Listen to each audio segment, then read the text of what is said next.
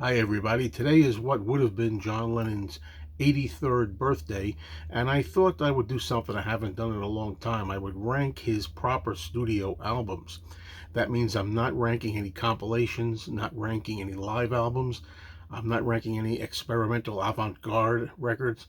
I'm just doing the 8 albums, and it's unfortunate that there were only 8 albums, but Lennon was taken from us far too soon. And it's I always feel bad that anytime you talk about him with anything, and even when it's his birthday celebration, you have to always mention the tragedy. At some point, it works its ugly head in there. So let's forget about that now. And let's just go ahead now. I haven't done this in a while. There were only 8 albums. I wonder if my ranking order is going to change somewhat. I think it has a little bit. Um, let's go. Let's get right to it. Bringing up the rear at number 8, I decided to place the Milk and Honey album. And the reason that I put Milk and Honey last is simply because it was kind of released after John died. It was not an album that he really saw when he was still alive. These tracks, there's a lot of good tracks on here. Borrowed Time, I'm Stepping Out, I Don't Want to Face It, a really good rocker.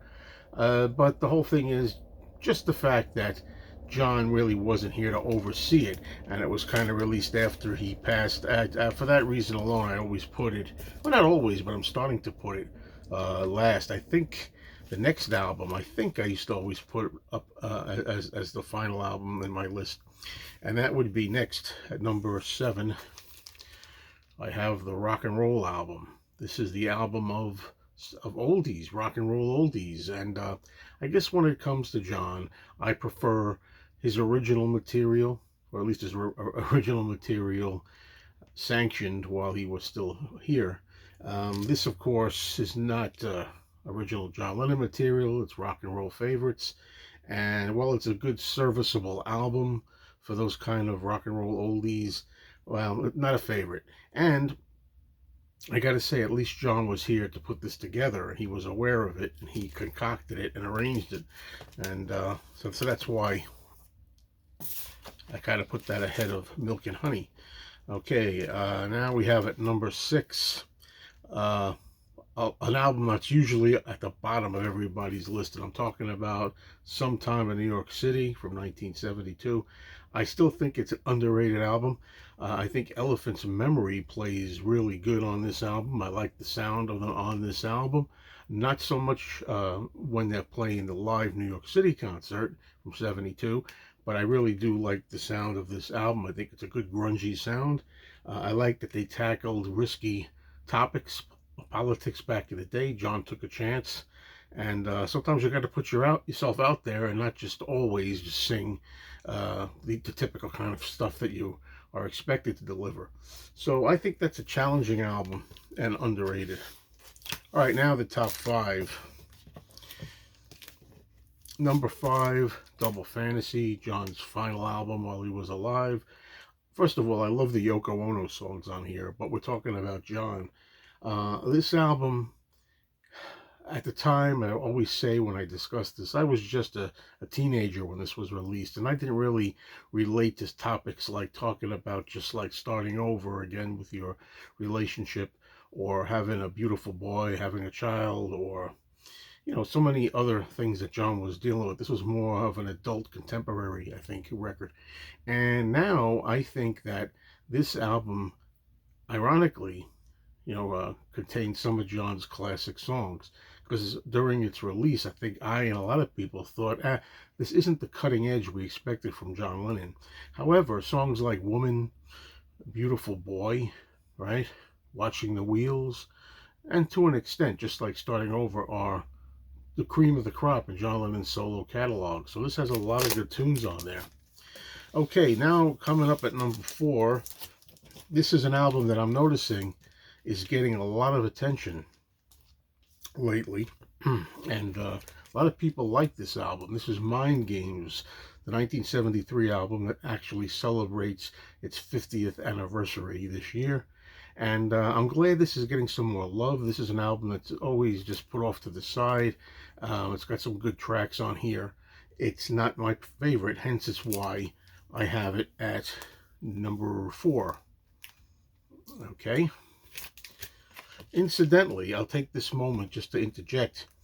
Tonight at 9 p.m. Eastern, that's Monday, October 9th at 9 p.m. Eastern. If you go over to the YouTube channel called Talk More Talk, we're going to be doing a live show for John's birthday, talking about some of his songs. Okay, so check that out.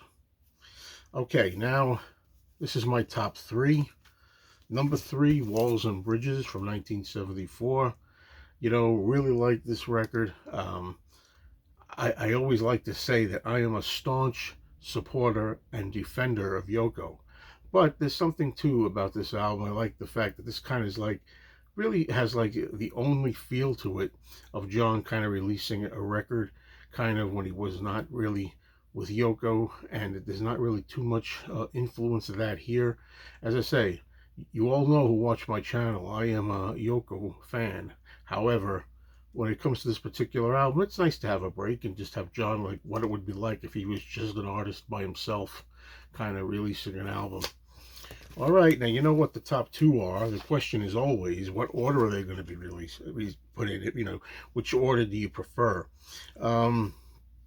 We know the 2 albums, and I'm going to put this second. I think I always do. Number 2, his official debut studio album, Plastic Ono Band, or John Lennon Plastic Ono Band. I would say that this album is John's most heartfelt. It has some of his best singing, maybe the best singing he's ever done on here. Of course, it's got great instrumentation with Ringo Starr and Klaus Voormann, some Billy Preston. This is really a good entourage of performers here, and it's a masterpiece. This is, in some ways, this is John's masterpiece. Now, if that's the case, and it could be the best thing he's ever done, as far as emotion goes, and heartfelt feeling, heartfelt singing. But the thing is, why is it number 2 instead of number 1? Simply because it is kind of down. It's a downer. It's kind of depressing, and it's not the kind of album you pull out every day. You have to be in a pretty lousy mood to play this. And I always say, while I had some teenage angst back in the days when I discovered this album, I discovered this in the late 70s, and I was a teenager, and it really fit the bill perfectly for where I was going in life at that time. But these days I don't really relate to a lot of this. That's why, even though I think it's a masterpiece, maybe in some ways it's best, I put it at number 2. No, number 1 for me is Imagine, the Imagine album. I always put this 1 because, John Lennon said, "Oh, this is just the Plastic Ono Mother album, but with chocolate on it." Like he's still kind of talking about his feelings. He's still telling it like it is, so to speak. But it's a little bit easier going down, a little bit more palatable, a little more commercial, and that's why I think this is more accessible, and I think it's his best album. Even though, of course, this is something that's kind of played out. The song Imagine is certainly played out. We've heard it so many times. It's an anthem for the ages. It'll always live on. And the rest of it, too, is kind of getting like oversaturated. But putting that aside, this is probably my favorite album. Although Plastic Ono Band may be his masterpiece. That's it, folks. What do you think? Let me know.